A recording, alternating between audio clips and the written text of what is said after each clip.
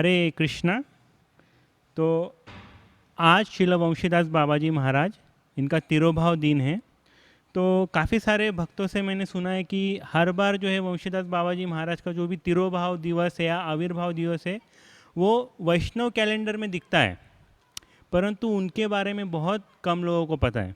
तो इसके लिए कुछ भक्त बोल रहे थे कि आप इस प्रकार से जो है उनके ऊपर थोड़ा बोलिए, तो इसके लिए आज हम ये सेशन ले रहे हैं। तो हम देखते हैं हमारा जो गौड़ीय वैष्णव संप्रदाय है उसमें 3 प्रमुख बाबा जी हुए। उसमें से एक है गौर किशोर दास बाबा जी महाराज, दूसरे है जगन्नाथ दास बाबा जी महाराज और तीसरे वंशीदास बाबा जी महाराज। श्रील भक्ति सिद्धांत सरस्वती ठाकुर कहते थे कि ये जो तीनों बाबा जी महाराज हैं, तो ये तीनों जो है भक्ति में बहुत उन्नत है, अध्यात्म में बहुत उन्नत है, और ये तीनों जो है हमेशा एक साथ एक अंतरंग पार्षद है।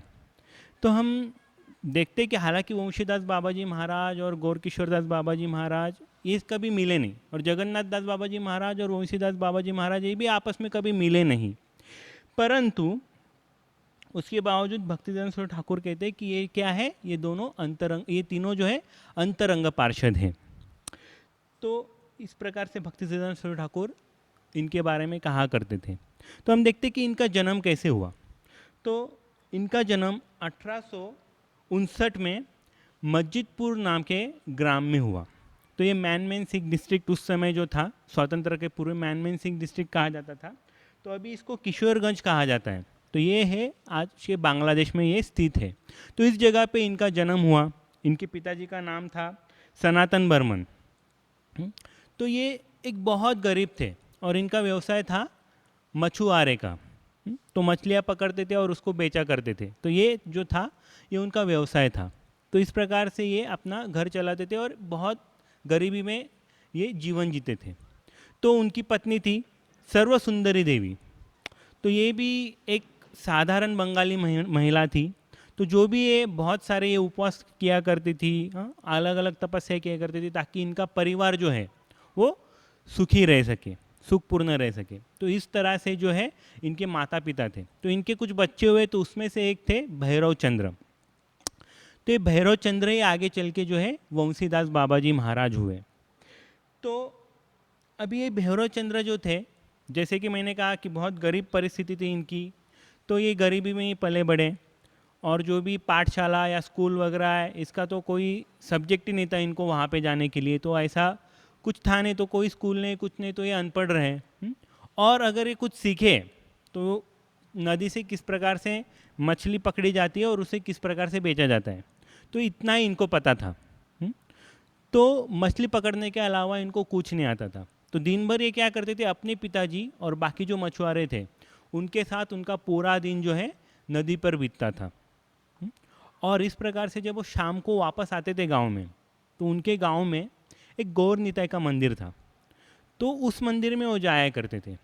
और उस मंदिर में नरोत्तम समाज नाम के एक समाज था उस समय। तो वो जो है उस मंदिर की देखभाल करते थे, और वो जो है नरोत्तम दास ठाकुर इनके जो है भजन गाया करते थे। तो उसमें उनको रस आता था। तो अभी उस समय की अगर हम परिस्थिति देखें गौड़ीय वैष्णव की, तो इस प्रकार से थी कि गौड़ीय वैष्णव के नाम के नीचे जो है बहुत सारे गलत चीज़ें हुआ करती थी। तो उस समय का स्थिति ऐसी थी कि जो हम कहेंगे उसको कि जो गलत वैष्णव हैं या जो वैष्णव का दिखावा कर रहे थे, वो क्या करते थे, वो अपने गले में कंठी माला पहनते थे और गौड़ीय वैष्णव का तिलक लगाते थे, और एक हाथ में उनके माला रहती थी और दूसरे हाथ में मछली होती थी, और इस प्रकार से वो खुलेआम घूमते थे। तो चैतन्य महाप्रभु के नीचे या भगवान कृष्ण के नाम के नीचे जो क्या करते थे, वो इंद्रिय भोग में लगे हुए थे। तो ऐसे कई सारे संप्रदाय थे और लोग इसमें फंस रहे थे। तो इस प्रकार से उस समय की स्थिति थी। और ऐसी स्थिति में जो है वंशीदास बाबा जी महाराज देख रहे थे, और उनके गांव में भी इस प्रकार से चल रहा था, परंतु उन्होंने जो है प्रामाणिक जो संप्रदाय था या प्रामाणिक गौड़ीय वैष्णव थे, उनकी उन्होंने शरण ली।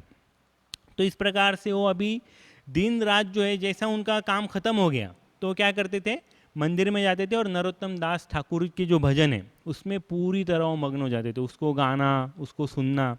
तो ये जो उनके माता पिता ने देखा, तो उनके माता पिता डर गए कि अगर इसी प्रकार से चलता रहा तो ये आगे चल के विवाह नहीं करेगा और ये शायद वैरागी हो जाएगा।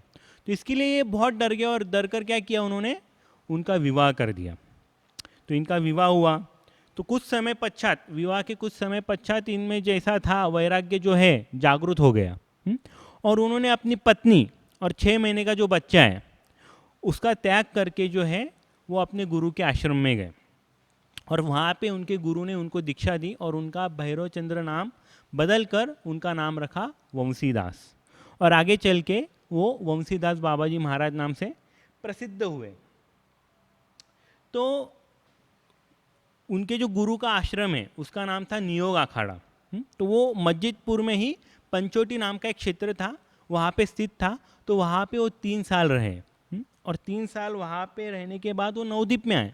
और 1903 में ऐसा कहा जाता है प्रथम बार भक्ति सिद्धांत सरस्वती ठाकुर और भक्ति विनोद ठाकुर इनको वंशीदास बाबा जी महाराज के दर्शन हुए। और जब पहली ये भेंट हुई उसी समय ये दो जो वैष्णव हैं उन्होंने क्या किया, उन्होंने इनको शुद्ध भक्त करके स्वीकार किया। तो हम देखते हैं कि आचार्य जो होते हैं तो उन्हें पता होता कि कौन है। वैष्णव क्रिया मुद्रा विके न भुजाए। तो साधारण व्यक्ति जो होता है वो समझ नहीं सकता है कि वैष्णव का क्रिया मुद्रा क्या है, उसका व्यवहार कैसे। परंतु जैसे पहले भेंट हुई उसमें ये जो दोनों आचार्य हैं हमारे संप्रदाय के, उन्होंने तुरंत पहचान लिया कि ये बहुत बड़े महान वैष्णव हैं।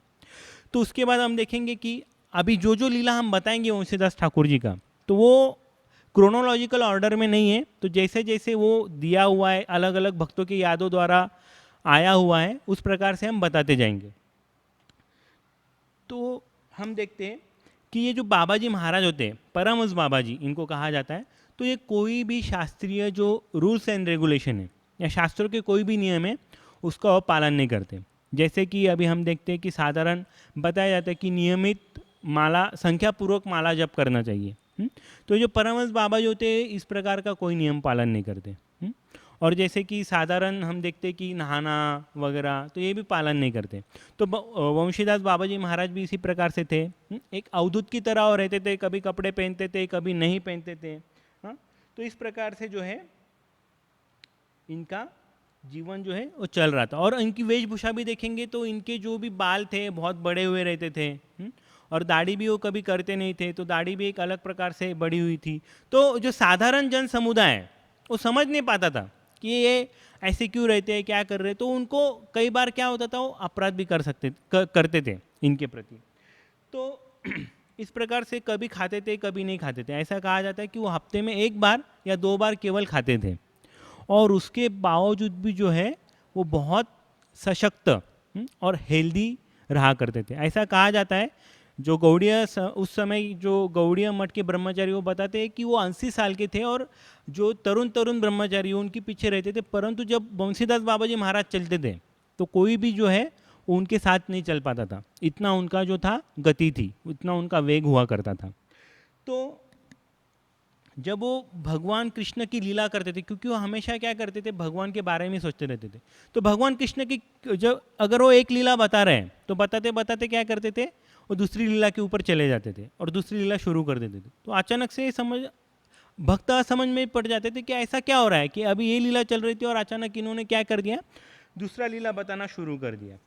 और एक अजीब बात थी कि क्या होता था, उनका एक सर्वेंट, उनके अगर कोई क्लोज सर्वेंट थे, 2-3 ऐसे क्लोज सर्वेंट थे उनके या सेवक थे, तो क्या किया करते थे अगर उनसे कुछ गलती हो जाए तो वो क्या करते थे उनको गाली देते थे, उनको कहते थे, तो एक ज़्यादा वर्ड यूज़ करते थे हरामज़ादा। तो इस प्रकार से जो है वो उनको बोला करते थे। तो इस प्रकार से जो है वंशीदास बाबा जी महाराज इनका चरित्र था, जो कि साधारण जन समुदाय जो है वो समझ नहीं सकते थे। उनके जो इक्वल लेवल के या उनके जो बराबर के लोग हैं, बराबर के भक्त हैं, वही क्या करते थे उसको समझा करते थे। तो बहुत अनप्रेडिक्टेबल थे इस प्रकार से वंशीदास बाबा जी महाराज। तो जो भी चीज़ें वो कृष्ण भावना भावित मूड में वो देखते थे। तो एक बार भक्त देखे कि वो हमेशा जो है अपने आप को जो है वो तृतीय पुरुष में जो है संबोधित करते थे। जैसे कि अगर उन्हें कहना है कि मैं यहाँ मैं इस गार्डन में जा रहा हूँ या मैं इस बगीचे में जा रहा हूँ, तो इस प्रकार कहते कि वंशी इस बगीचे में जा रहा है, अथवा वो इस प्रकार से कहते थे कि वंशीदास जो है ये बगीचे में जा रहे हैं। तो इस प्रकार से अपने आप को हमेशा क्या करते थे, तृतीय पुरुष में जो है संबोधित किया करते थे। तो हम देखते हैं कि उनके पास विग्रह थे, तो उनका जो मुख्य जो उनका भजन का साधन था वो उनके विग्रह के साथ बात करना। तो उनके विग्रह थे चैतन्य महाप्रभु, नित्यानंद प्रभु, गदाधर, इनके विग्रह थे। उसके बाद राधा गोविंद देव, ये उनके विग्रह थे। और सबसे उनके प्रिय विग्रह थे बाल गोपाल। तो ये जो 6 विग्रह थे इनकी वो हमेशा सेवा करते थे। तो उनके जो राधा गोविंद ऐसा बताया जाता है वो 6 इंच इतने बड़े थे और उनकी वो सेवा किया करते थे। तो अभी ये जो डिटीज का सेवा करना है या विग्रह का सेवा करना है तो उसमें भी कोई नियम नहीं। तो उनको जो है वो साधारण कपड़ा, जैसे कि कोई नया कपड़ा नहीं आएगा, जो भी सादा कपड़ा रहता था वो उसको उसके द्वारा ही उनकी सेवा होती थी, वही वो पहनते थे। और कभी कभी उनको भोग दिखाया जाता था और कभी कभी भोग नहीं दिखाया जाता था। और दिन भर वो क्या करते थे, केवल अपने विग्रह के साथ बात किया करते थे। और क्योंकि ये वात्सल्य भाव में सेवा करते थे तो इसके लिए बहुत बार ये क्या करते थे, अपने विग्रहों को डांटा करते थे। तो इस प्रकार से जो है इनका जीवन, इनकी जो भजन साधना है वो चल रही थी। तो एक बार क्या हुआ कि बहुत बार वो क्या करते थे कि अपनी जो कुटिया है वो कुटिया जो है वो खुला छोड़कर चले जाते थे। तो भक्तों ने उन्होंने को बहुत बार बोला कि इस प्रकार से कुटिया खुली छोड़ना अच्छी बात नहीं है, आप उसको क्या कर कीजिए, लॉक किया कीजिए। तो उन्होंने बोला अरे जो उस कुटिया के मालिक हैं, मतलब कौन, उनके विग्रह, अगर वो वहाँ पे और उनको उसकी चिंता नहीं तो मैं क्या कर सकता हूँ। तो मैं नहीं बोलते थे, वंशीदास क्या कर सकता है। तो इसके ऐसा वो उत्तर देते थे। तो एक बार क्या हुआ कि उनकी कुटिया में क्या हुआ, चोर आ गया और चोर आके जो भगवान की प्लेट्स थी तो वो प्लेट जो है वो चोरी करके लेके गया। तो वो प्लेट्स किसकी थी, गौरांग महाप्रभु की और नित्यानंद प्रभु की। तो जब वो वापस आए और उन्होंने देखा कि प्लेट्स नहीं है तो बहुत गुस्सा हो गए और बहुत गुस्सा होके जो है उनके विग्रह को डांटने लगे। किसको डांट रहे, गौरांग महाप्रभु और नित्यानंद प्रभु। और उनको कह रहे कि देखो कि तुमने क्या किया है, तुम्हें उसकी तरफ ध्यान देना चाहिए था और तुमने उसको ध्यान नहीं दिया है, तो तुमने ये गलती किया है। इसके लिए मैं क्या करूँगा, मैं अभी तुमको सजा दूंगा कि जब तक प्लेट नहीं मिलेगा तब तक क्या करूँगा, मैं तुम्हें कभी खिलाऊंगा नहीं। तो उस दिन पूरा उन्होंने क्या किया, दोनों को भूखा रखा। तो अभी दूसरे दिन एक प्लेट डोनेट हुआ, कोई आया और उन्होंने क्या किया, एक प्लेट डोनेशन में दे दिया बाबा जी महाराज को। तो उन्होंने देखा प्लेट आया है तो उन्होंने अपने जो विग्रह है उनसे बताया कि ये जो छोटा प्लेट है ये नित्यानंद प्रभु का है, अगर गौरांग महाप्रभु को खाना चाहिए, अगर उनको उनका पेट भरना है तो उनके प्लेट का इंतज़ाम उन्होंने खुद करना चाहिए। और उन्होंने उसके बाद कुकिंग किया और कुकिंग करके केवल नित्यानंद प्रभु को भोग लगाया, गौरांग महाप्रभु को भोग नहीं लगाया। क्यों, क्योंकि उनको सजा दे रहे थे। तो इस प्रकार से वंशीदास बाबा जी महाराज का एक अलग तरह का प्रेम अपने विग्रह के प्रति था। एक बार क्या हुआ कि गौर पूर्णिमा का फेस्टिवल आ रहा था पास में, और जो है कुछ ब्रह्मचारी इस भक्तिदान स्वरूप ठाकुर ने भेजे थे इनकी सेवा में। तो बहुत सारे लोग इनके दर्शन के लिए आते थे और बहुत सारा डोनेशन दे रहे थे। तो उसे उस समय प्रणामी कहा जाता। तो बहुत सारी प्रणामी इकट्ठा हुई। तो उनके जो प्रमुख ब्रह्मचारी थे भक्तिदान स्वरूप ठाकुर के, तो उन्होंने कहा, वंशीदास बाबा जी महाराज से परमिशन लिए, कहा कि गौर पूर्णिमा के निमित्त जो इतना सारा हमें डोनेशन आया हुआ है, दान दक्षिणा आए हुए, तो क्यों ना हम इससे गौर पूर्णिमा मनाएं। तो इन्होंने भी परमिशन दे दिया। परंतु हम देखते थे कि सब जो है जो डोनेशन था वो कुटिया में रखा हुआ था और ये कुटिया जो है लॉक करके बिना लॉक किए जो है चले गए और वो सब पैसा क्या हो गया, चोरी हो गया। और ये जब चोरी हो गया तो जो ब्रह्मचारी थे वो दुख व्यक्त करने लगे कि ऐसा कैसे हो गया, हाँ गौर पूर्णिमा मनाना था और इस प्रकार से जो है कोई चोर आके चोरी कर दिया। तो मुंशीदास बाबा जी महाराज ने बड़े शांति से उनको देखा और उनको बोला कि आपको इतना दुख करने की ज़रूरत नहीं है, क्योंकि ये सारा पैसा हमारा नहीं था, ये किसका था, गौरांग महाप्रभु का पैसा था। और जिसको उन्हें देना था उन्होंने दे दिया, इतना आप क्यों टेंशन ले रहे हो। और ये पैसा किस प्रकार से, जिस प्रकार से आप अपना जो हेड शेविंग करते हैं, तो जब आप हेड शेविंग करते तो बाल चले जाते हैं और कुछ समय के बाद क्या हो जाता है, वो बाल पुनः उग जाते हैं। तो उसी प्रकार से जो पैसा है आज गया है तो कल फिर से आ जाएगा, तो इतना विलाप करने की क्या आवश्यकता है। तो आप क्या है, इतना विलाप मत करो। तो कभी कभी क्या हो जाता था, क्योंकि कुटिया खुली छोड़ते थे तो गाय आ जाती थी अंदर, और जब गाय अंदर आ जाती थी सब इधर उधर उनकी चीज़ें हो जाती थी। और जो है साथ साथ वो गाय कभी कभी क्या करती थी, डिटीज को भी लांग देती थी। तो डिटीज भी इधर उधर गिर जाते थे। उनके विग्रह भी जो है इधर उधर गिर जाते थे। और जब वंशीदास बाबा जी महाराज वापस आ जाते थे तो वो फिर से डांटने नहीं लगते थे अपनी जिसको कि तुम लोग इतने इधर रहते हो, कौन अंदर आ रहा है कौन बाहर जा रहा है इसकी तरफ ध्यान नहीं लगते हो, तुमको क्या लगता है वंशीदास बाहर का है क्या? और ऐसा है तो तुम जो तुम्हारा सब सामान है वो जो है पूरे जो दुनिया है उनको बांट दो। तो इस प्रकार से वो अपने विग्रहों को डांटा करते थे। तो उनके जो संपत्ति थी पूरी वो यही थी, उनके विग्रह और कुछ 3-4 कॉपी, यही जो था ये उनके पास रहता था। इसके अलावा उनके पास कोई भी संपत्ति नहीं थी। तो हम देखते हैं कि एक बार क्या हो गया कि एक बार एक असिस्टेंट थे गौड़ीय मठ से उनके पास, तो उन्होंने उनको बताया कि तुमको पता है ये चैतन्य महाप्रभु क्या कह रहे हैं? तो बोले क्या कह रहे हैं, तुम सुन नहीं रहे हो क्या? बोले नहीं, मैं गौरांग महाप्रभु को देख तो पा रहा हूँ परंतु सुन नहीं पा रहा हूँ। तो ये बोल रहे हैं कि मैं उनके लिए कभी कभी दक्षिणा माधुकरी मांगने जाता हूँ ताकि मैं उनको भोग लगा सकूँ। तो उनको कहना है कि तुम इतने बूढ़े हो चुके हो, हाँ, तो इतने बुढ़ापे में आपको बाहर जाने की क्या आवश्यकता है? तो इतने बुढ़ापे में आप बाहर मत जाइए। तो आपकी सेवा मैं करूँगा, मैं आपके लिए क्या करूँगा, जो भी आपको खाना पीने के लिए लगता है या जो भी माधुकरी लगता है वो मैं आपको दे दूँगा। तो आप क्या करो इतने बुढ़ापे में जो है आपको बाहर जाने की आवश्यकता नहीं है। तो अब ये ब्रह्मचारी सुन रहे थे और ये ब्रह्मचारी सुनते सुनते क्या हो गया, इनको बहुत आश्चर्य व्यक्त हो गया।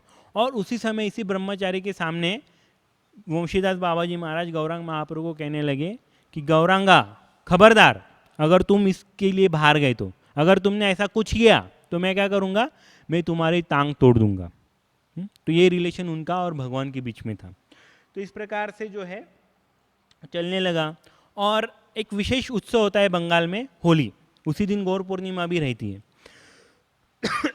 तो इस दिन जो है होली मनाया जाता है। तो बहुत सारे लोग जो है तो बंगाल में जो कलर डालते हैं तो उसको फागु कहते हैं। तो ये फागु लेकर आते थे और एक प्रकार का पूजा वंशीदास बाबा जी महाराज का इस हिसाब से जो है, इस भाव से जो है उनके ऊपर ये सारा फागु डाल देते थे। तो दिन भर पूरे दिन में एक तो क्या है, गौर पूर्णिमा के कारण ये क्या करते थे, पूरा दिन जो है उनका उपवास रहता था, निर्जल उपवास रहता था। और सब लोग सुबह से लेकर शाम तक जो है इनके ऊपर फागु डालने आते थे और बहुत भीड़ हो जाती थी इसमें। लेकिन ये कभी भी किसी को कुछ नहीं कहते थे, ये क्या कर रहे, केवल उसको सहन करते थे। तो पूरा ऐसा कहा जाता है कि उनके शरीर के आसपास जो है पूरा जो फागु का जो है पर्वत बन जाता था, परंतु वो ऐसे ही बैठे रहते थे। तो इस प्रकार से जो है ये अपना भजन किया करते थे। और जो भी लोग थे नवद्वीप के, इस प्रकार से जो है उनका इनके साथ बर्ताव होता था।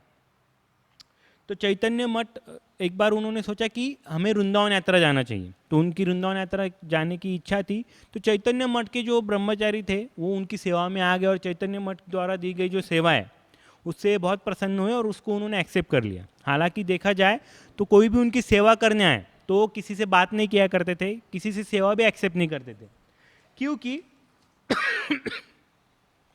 ये अलग रहते थे। परंतु चैतन्य मठ द्वारा जो सेवा मिलती थी उसको स्वीकार करते थे और किसी से वो बात भी नहीं किया करते थे। अगर कोई उनसे बात करने आए तो डायरेक्ट वो कभी उससे बात नहीं करेंगे।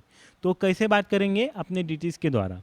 अगर कोई उनके पास जाए और उनको कोई प्रश्न पूछे तो फिर अपने डिटेल्स को बोलते थे कि देखो ये ऐसा कह रहे हैं, हाँ, तो इनको ऐसा कह दो, ऐसा कहते थे। और कई बार क्या होता था, वो क्या बोल रहे किसी को समझ में नहीं आता था। और कभी कभी कोई आया तो केवल उसकी तरफ देखते रहते थे और जो है उनसे कोई बात नहीं करते थे। तो फिर उन्होंने सोचा वृंदावन यात्रा जाना है, तो इस बार फिर वृंदावन यात्रा चैतन्य मठ के ब्रह्मचारी उनके साथ गए। तो बहुत कभी पैदल, कभी ट्रेन में, कभी कभी बैलगाड़ी में, ऐसा करते करते जो है और वृंदावन में पहुँचे। तो रास्ते में 3 दिन अयोध्या रुके। हाँ, अयोध्या से पूर्व जो है वो गया गए। और गया में क्या हुआ, बहुत सारे लोग उनको मिलने आए। और बहुत सारे लोग उनको मिलने आए क्योंकि वो जान गए कि ये महापुरुष है। और फिर एक ने बताया तो बहुत लोगों को पता चल गया, तो बहुत सारा डोनेशन और बहुत सारा जो भेंट वस्तु है उनके लिए लेकर आए। और जब ये लेकर आए तो वंशीदास बाबा जी महाराज के सामने पड़ा हुआ था। और जब सब लोग चले गए तो उन्होंने उनके असिस्टेंट के पास देखा और बोला ये जो सब भेंट वस्तु है या सब डोनेशन है इसको क्या करो, इसको उठाओ और इसको नदी में फेंक दो। तो बिल्कुल भी जो भौतिक चीज़ है उसके प्रति उनकी बिल्कुल आसक्ति नहीं थी। फिर वो दशाश्वमेध घाट गए और दशाश्वमेध घाट जाकर जो है सनातन शिक्षा उन्होंने सुना। वहाँ का जो गौड़ीय मठ था उसको उन्होंने रिक्वेस्ट किया और 3 घंटे तक जो है सनातन शिक्षा वो पढ़ते रहे और वो सुनते रहे। तो इस प्रकार से फिर वो वृंदावन पहुँचे, वृंदावन में 9 दिन आए और फिर से जो है नवद्वीप वापस आ गए। अभी नवद्वीप के बाद जो है वो जो है उन्होंने सोचा कि अभी हमें कहाँ जाना है, जगन्नाथपुरी जाना है।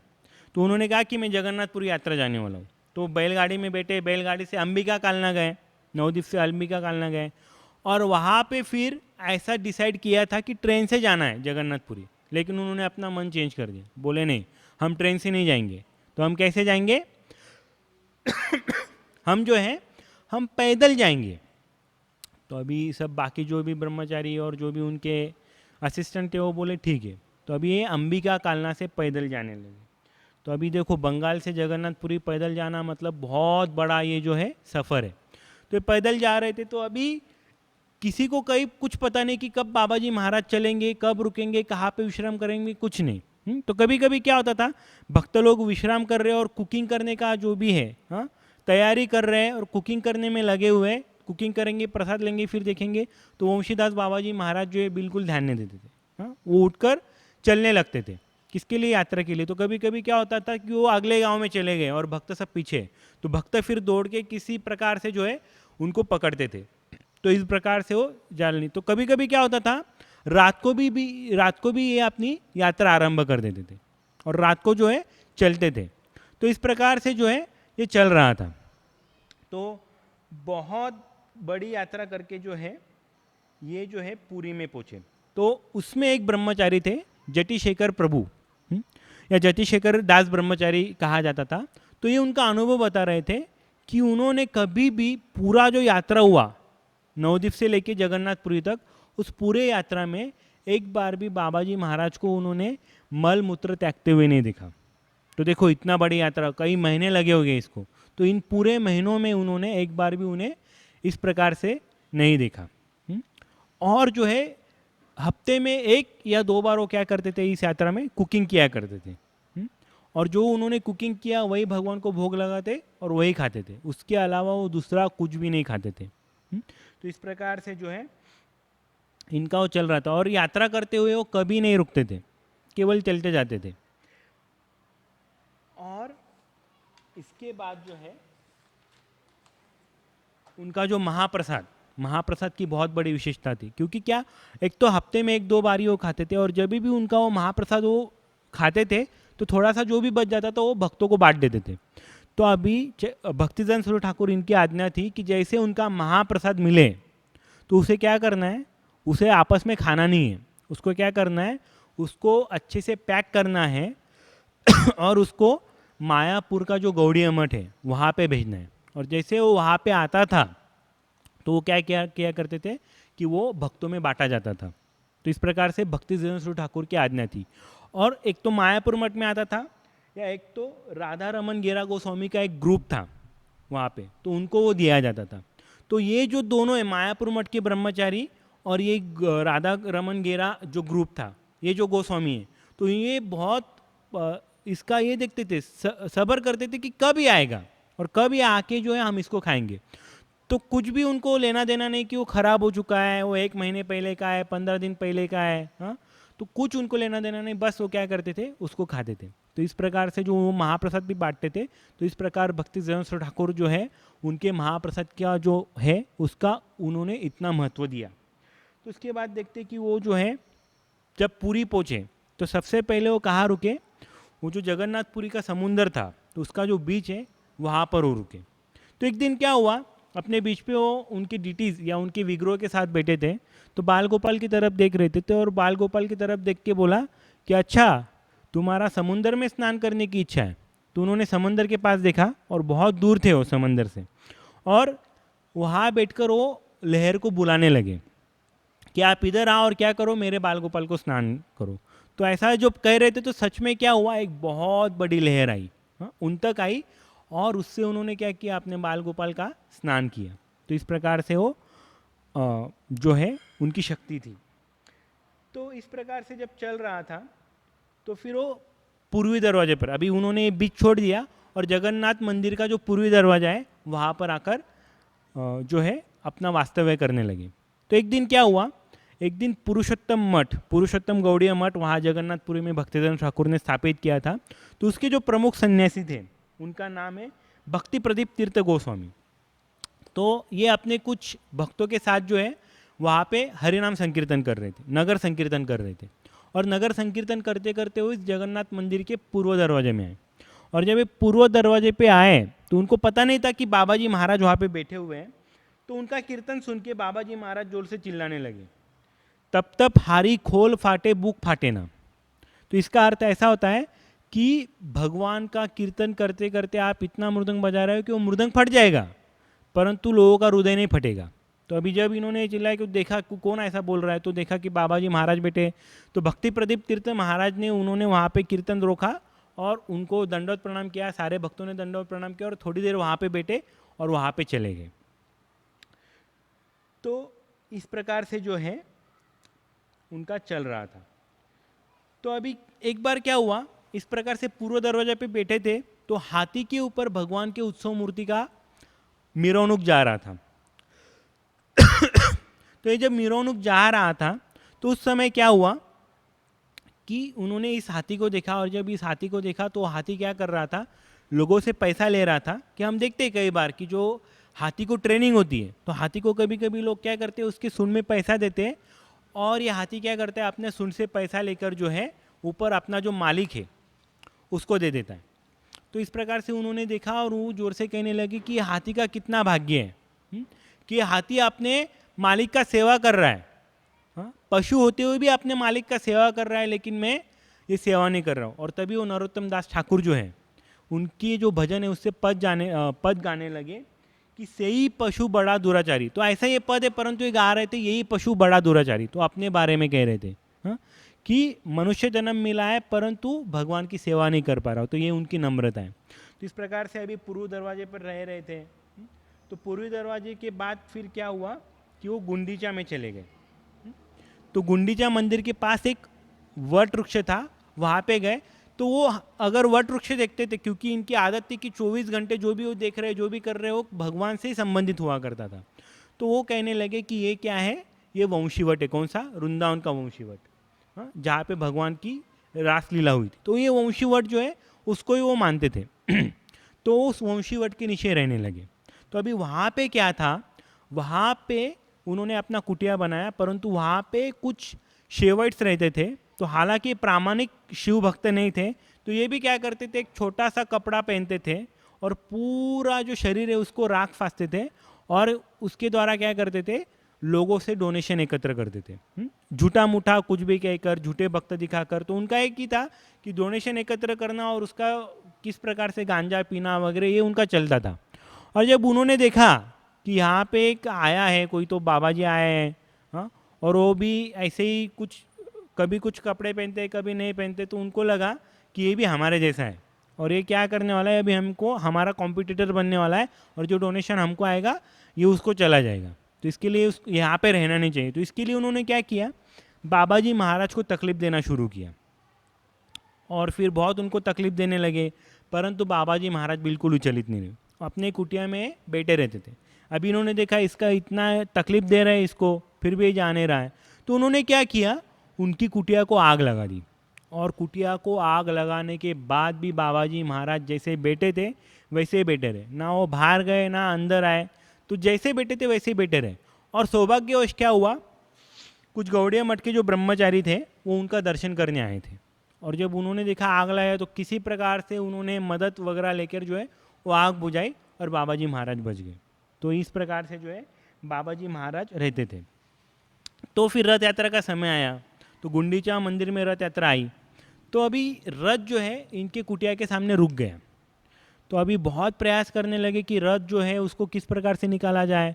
तो बहुत भक्त प्रयास कर रहे थे, तो बहुत समय बीत गया, रथ वहाँ से नहीं निकला। तो बाबा जी महाराज बाहर आए और जगन्नाथ जी के साथ उन्होंने थोड़ा प्रेम पूर्वक वार्तालाप किया। और जब जी भर के इनका वार्तालाप खत्म हुआ, उसके बाद क्या हुआ, रथ पुनः शुरू हो गया, या रथ पुनः अपनी जगह से हिल गया। तो इस प्रकार से बाबा जी महाराज जो था इनका भगवान के साथ संबंध था, तो उनके लिए पूरा जगन्नाथ जी का रथ रुक गया था। तो अभी ये होने के बाद जो है तो बाबा जी महाराज ने सोचा कि अभी पुरी में हो गया, अभी हमें पुरी से निकलना चाहिए। तो उन्होंने पुरी से प्रस्थान किया। तो पुरी से जाने लगे, तो ऐसे ही रात को निकल गए। और रात को निकले तो उन्होंने फिर से कहा कि थोड़ा देर वो बैलगाड़ी से चले, और बैलगाड़ी से उतरने के बाद बोलेंगे कि हम अभी ट्रेन से नहीं जाएंगे, हम पैदल ही जाएंगे। और पैदल कहाँ से गए? एक बहुत घने जंगल से गए।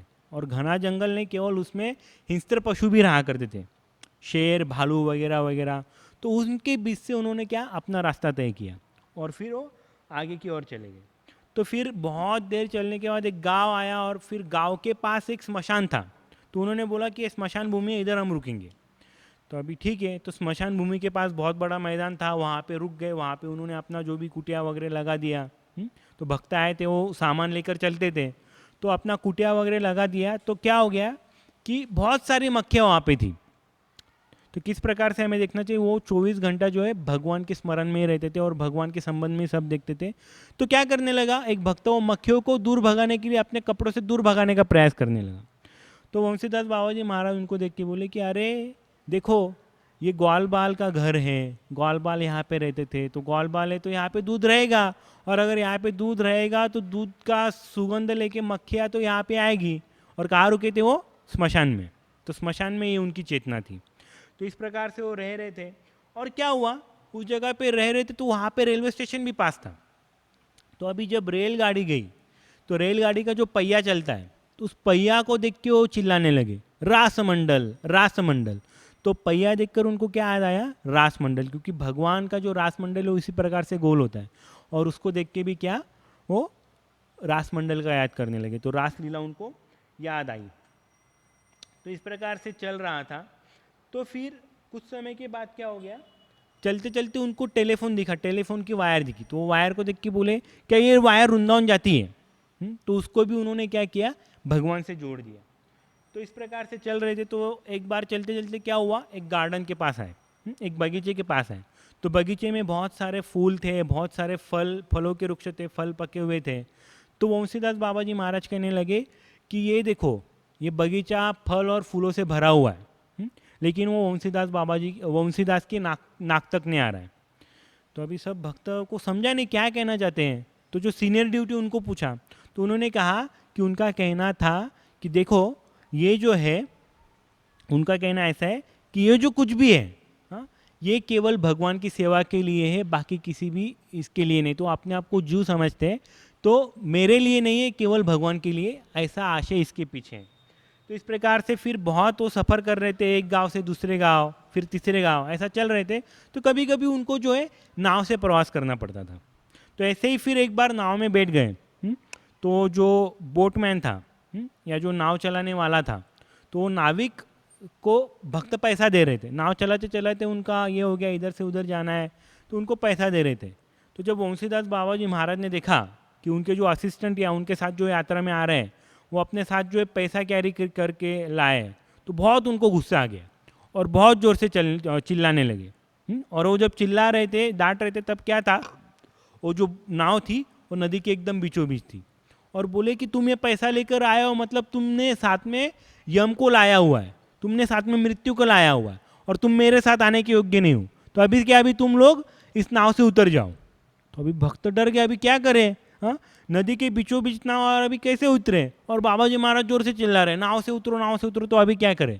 तो सब भक्त क्या कर किए, वंशीदास बाबा जी महाराज के पीछे छुप गए। और कुछ समय के बाद वंशीदास बाबा जी महाराज भूल गए। तो इस प्रकार से चल रहा था। तो थोड़ी दूर के बाद एक कैनल आया। तो वंशीदास बाबा जी महाराज ने कहा कि ये कैनल है, यहाँ पे एक सांप है, तो उससे मुझे मिलना है, तो आप यहाँ पे रुका दो, हाँ, यहाँ पे मैं थोड़ा देर विश्राम करूँगा। तो बोले ठीक है। तो अभी वहाँ पे रुका दिया गया नाव, और नाव से उतरे, अपने डिटीज को भी उतार दिया, और वहाँ पे ठहरने लगे। तो भक्तों ने थोड़ा टेंट वगैरह लगा दिया उनके लिए। तो थोड़े समय के बाद वहाँ पे एक पीले कलर का सांप आया। अभी पीले कलर का सांप आया, बाकी भक्त तो डर गए, लेकिन वंशीदास बाबा जी महाराज बहुत खुश हो गए, और अपने डिटीज को कहने लगे कि देखो, हाँ, देखो, आपके मिलने के लिए अनंत देव आए हुए हैं, हाँ, तो आपसे बात करना चाहते हैं, आपका दर्शन लेना चाहते हैं। तो सांप से और डिटीज से थोड़ा बात किया, और थोड़े समय के बाद जो है वो सांप जो है वहाँ से चला गया। तो वो सांप जाने के बाद फिर इन्होंने भी अपना जो नाव का यात्रा है वो आरंभ कर दिया। तो फिर बहुत नाव से फिर उतरे और वहाँ से बहुत चलने के बाद क्या हुआ, वो एक जगह पे आए। तो पूर्णिमा का वो दिन था, तो पूर्ण चंद्रमा का प्रकाश आ रहा था, तारे थे। तो उन्होंने कहा कि ये जगह बहुत अच्छी है, तारा का बहुत अच्छा प्रकाश पड़ रहा है, तो आज कुटिया बिटिया बनाने की कोई ज़रूरत नहीं, हम ऐसे ही खुले में रहेंगे। तो जैसे इनकी इच्छा, तो उस प्रकार से भक्त रह रहे थे। और पूरा वहाँ पे वीराना था, दूर दूर तक कोई आदमी नहीं, आदमी क्या कोई पशु भी नहीं दिख रहा था। तो ऐसी वो जगह थी। तो उस जगह से क्या हुआ, अचानक से कुछ 40-50 स्त्रियाँ आई। सब ने सफ़ेद रंग के वस्त्र पहने हुए थे और दिखने में बहुत सुंदर दिख रही थी और बहुत आकर्षक लग रहे थे, और ये सब युवतियाँ थी। तो अभी भक्त अचंभित हो गए, इस वीराने में यहाँ पे लगता तो नहीं कोई पास में गांव भी होगा, तो कैसे आ गए। तो 50 स्त्रियाँ आए और सीधे वंशीदास बाबा जी महाराज के सामने, और वंशीदास बाबा जी महाराज ने कोई रिएक्शन नहीं दिया। ये स्त्रियाँ आई, उन्होंने क्या किया, उनका प्रणाम किया, उनको दंडवत अर्पण किया और चुपचाप वहाँ से चली गई। तो ये भक्त देख रहे थे और बहुत ये तेज पुंज स्त्रियाँ थी, तो ये कौन हो गए, क्या हो गए, कैसे हो गए, सोच रहे थे। तो दूसरे दिन क्या हो गया, दूसरे दिन उनको पास में गांव मिला। तो सोचा गांव वालों को पता होगा, तो गांव वालों को बताया। तो बोले वो वीरान जगह है, वहाँ पे कोई जाता नहीं और ऐसे कोई स्त्रियाँ हमारे पास है नहीं, और रात को तो कोई, क्योंकि उस ज़माने में, क्योंकि ये 1930 1940 की बात होगी, तो उस ज़माने में हम देखते कि दिन में भी अगर स्त्रियाँ बाहर जाती थी तो अकेले नहीं जाती थी, उनके साथ हमेशा कोई ना कोई जो है घर का बड़ा या कोई हस्बैंड या भाई या पुत्र, कोई ना कोई उनके साथ में रहा करता था। तो ऐसे समय में 40-50 स्त्रियाँ एक साथ अकेले निकलना बहुत स्ट्रेंज चीज़ थी। तो इसके लिए जब ये आए, हाँ, तो सब अचंभित हो गए, गांव वाले भी अचंभित हो गए और ये भी। तो भक्तों ने बाद में इसका निष्कर्ष निकाला कि जरूर ये कोई दिव्य लोक से आए हुए कोई उच्च स्त्रियाँ होगी। तो इस प्रकार से जब ये चल रहा था, तो इस प्रकार से इनकी यात्रा चल रही थी और आगे जाने लगे। तो आगे जाके ये बालासोर पहुँचे। तो बालासोर ने उन्होंने बोला कि मेरे भगवान के लिए आज मैं क्या बनाऊंगा, मैं स्वीट राइस बनाऊंगा, मैं खीर बनाऊंगा। भगवान को खीर बहुत अच्छी लगती है, और बहुत प्रेम से सामान वगैरह जमा करके फिर क्या किया इन्होंने, खीर बनाई। और जब ये खीर बन गई और भगवान को ऑफरिंग के लिए उन्होंने जब पात्र में भरी और वो पात्र लेके गए भगवान के पास, तो भगवान के पास पात्र लेकर गए और राधा गोविंद के सामने पात्र रख के उन्होंने उसको फेंक दिया। जो स्वीट राइस था उसको उन्होंने फेंक दिया। तो अभी सब अचंभित हो गया, अरे इतना प्रेम से बनाया, इतना ये करके वो लाए, तो अचानक से ये पात्र फेंक क्यों दिया उन्होंने। तो वो चिल्लाने लगे। किसके ऊपर चिल्ला रहे, भगवान के ऊपर चिल्ला रहे कि तुम्हारी ये खीर खाने की इच्छा थी, इसके लिए मैंने तुम्हारे लिए बनाई, और तुम राधा रमन मंदिर जाके वहाँ का जो पाम ट्री का गुड़ से बना हुआ जो खीर है वो तुमने खाया, तो तुमने बहुत गलत किया, तो अभी मैं तुमको क्यों खिलाऊं, इसके लिए मैंने फेंक दिया। तो अभी भक्त देखने लगे राधा रमन मंदिर में खीर ऑफर हुई, इनको पता चल गया, वहाँ पे भोग लगा।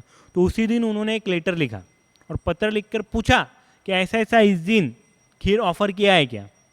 तो वहाँ से रिप्लाई आया कि बराबर है, इस दिन इसी समय पर जो है पाम ट्री का जो गुड़ है उससे बना हुआ खीर हमने क्या किया है, भगवान को ऑफर किया है। तो सब शौक कि ये बालासोर में बैठे हुए और वृंदावन में राधा रमन मंदिर में क्या चल रहा है इनको पता है। तो इस प्रकार से चल रहा था।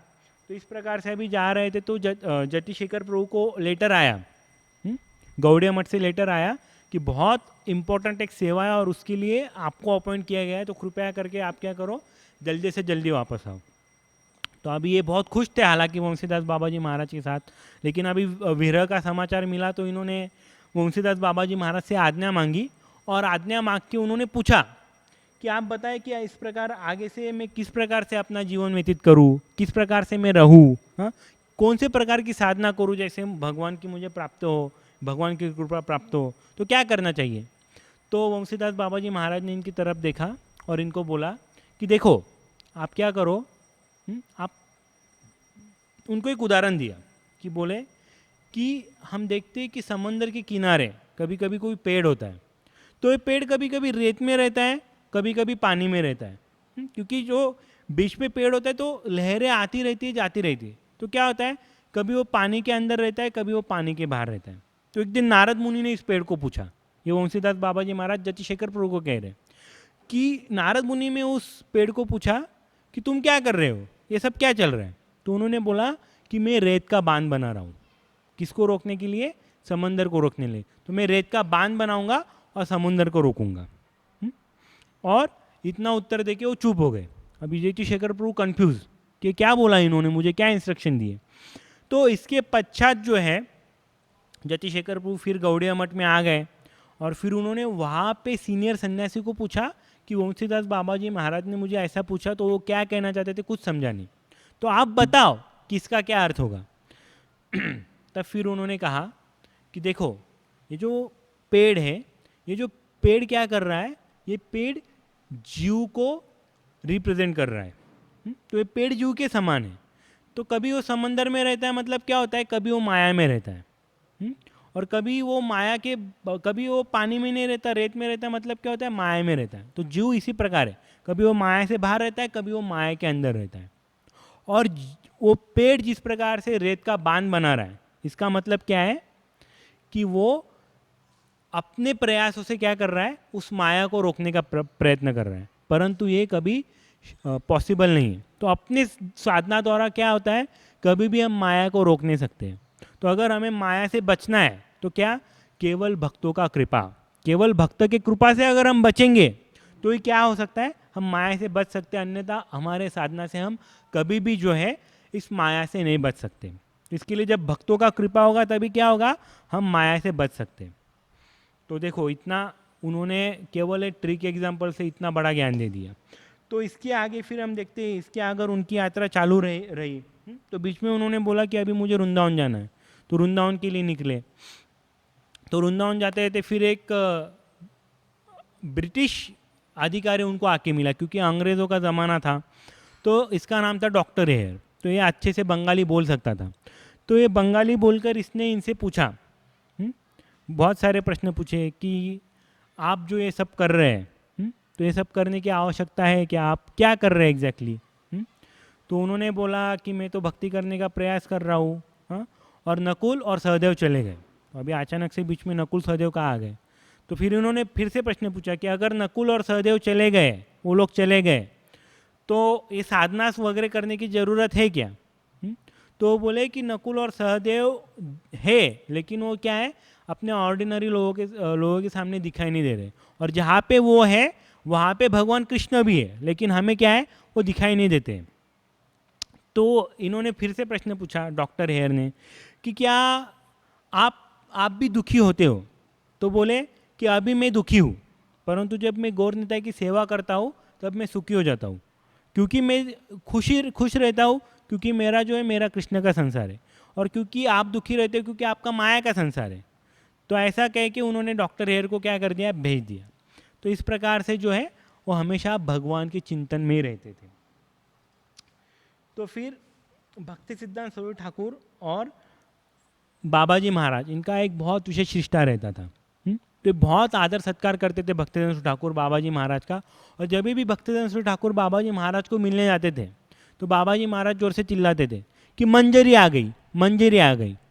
तो मंजरी गोपियों की सेविका होते थे, और भक्तिसिद्धांत सरस्वती ठाकुर को हमेशा क्या करते थे, मंजरी कह के जो है पुकारा करते थे। तो भक्तिसिद्धांत सरस्वती ठाकुर ने अपने कई सारे ब्रह्मचारी जो है उनको कहा कि आपको इनकी सेवा में जाना है। तो जब भी ये नवद्वीप में रहते थे तो क्या करते थे, अपने ब्रह्मचारियों को भेजा करते थे। तो ब्रह्मचारी क्या करते थे, साइकिल से जाते थे और नदी पार करके जाना होता था। तो नाव से बैठकर वहाँ जाते थे और वंशीदास बाबा जी महाराज को जो भी है खाने का चीज़ें या अलग अलग जो चीज़ें हैं उनको दिया करते थे। तो इस प्रकार से जो है वो जाते थे।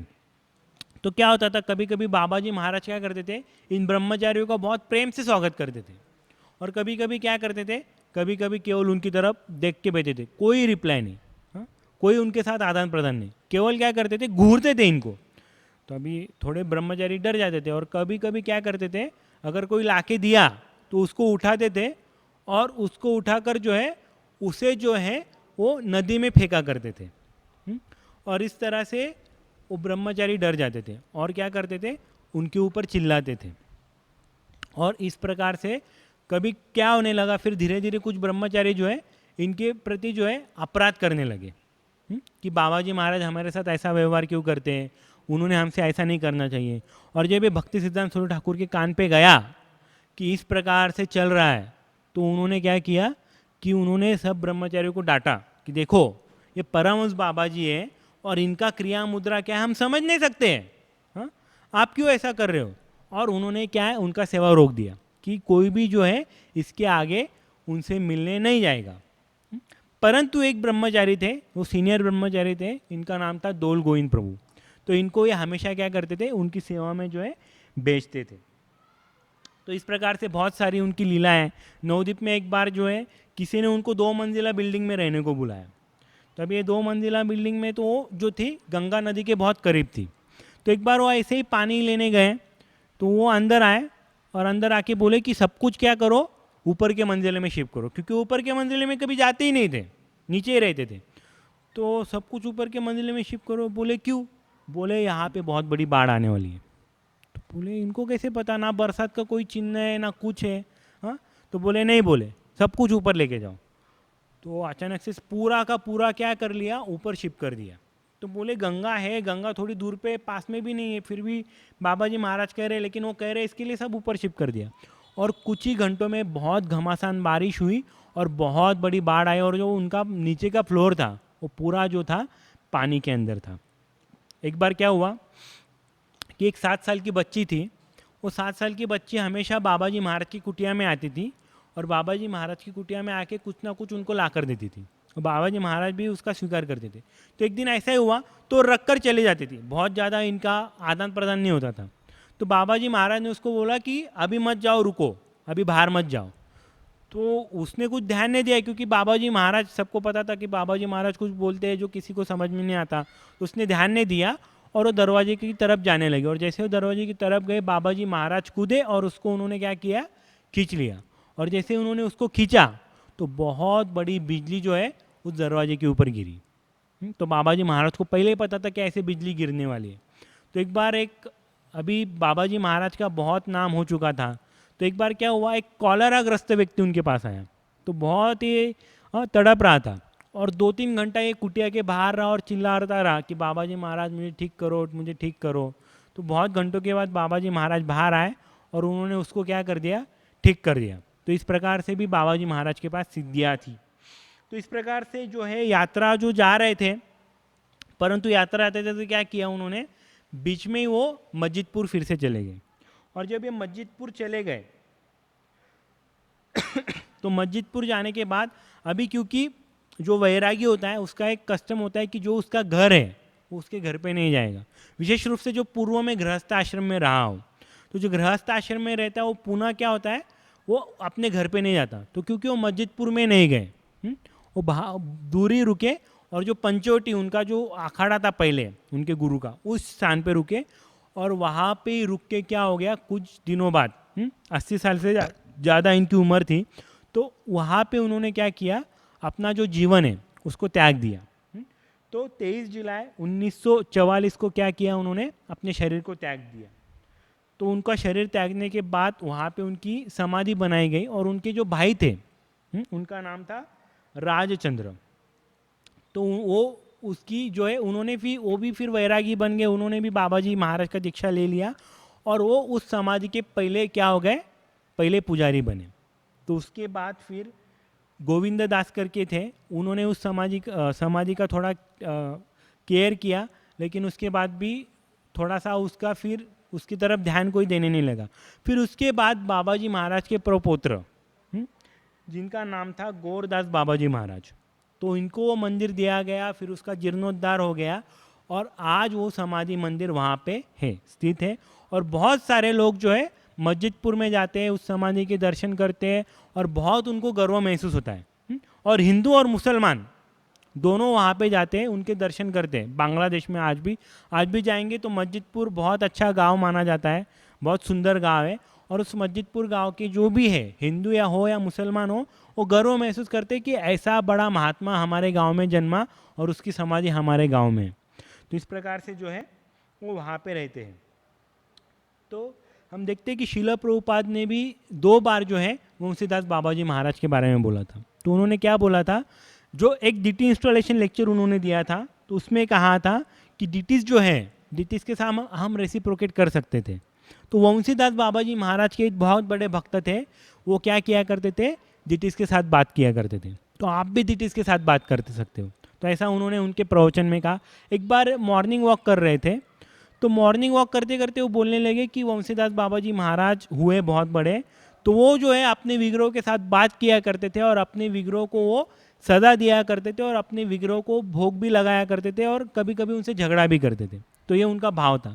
तो इस प्रकार प्रभुपाद भी जो है वंशीदास बाबा जी महाराज के बारे में बात किया करते थे।